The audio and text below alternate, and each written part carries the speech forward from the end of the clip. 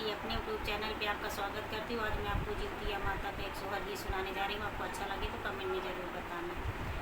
पितरे पख के महीनावा तो जिउतिया माई के दीनावा, जिउतिया माई के दीनावा हो।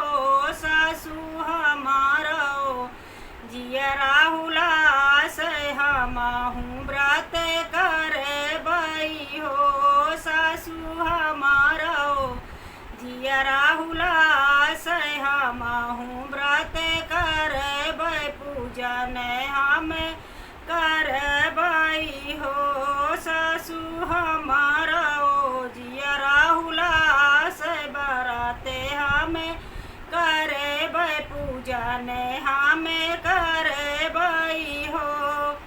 बोलिया तो है बहुअर बोलियू बोलायू नहीं जानियू, बोलायू नहीं जानियू हो। बहुअर जे करे ना गोदी लला नावा, जिउतिया कैसे भूख, जिउतिया कैसे भूखई हो। सासू जे चली गई हटिया तो ननदी बजरिया, तो ननदी बजरिया हो। बहुअर हनेली बजरे के मारिया, आंगनमा जुतिया पूजई हो। बहुअर हनेली बजरी के मारिया, आंगनवा जुतिया पूजे, आंगनवा जुतिया पूजई हो। लड़ुआ जो होई गए खेड़िया तो फले होई गए नारावा, तो फल होई गए नारावा हो। बहनी कला सजे होई गए लाला नावा, गिरल भुइया लोटई हो।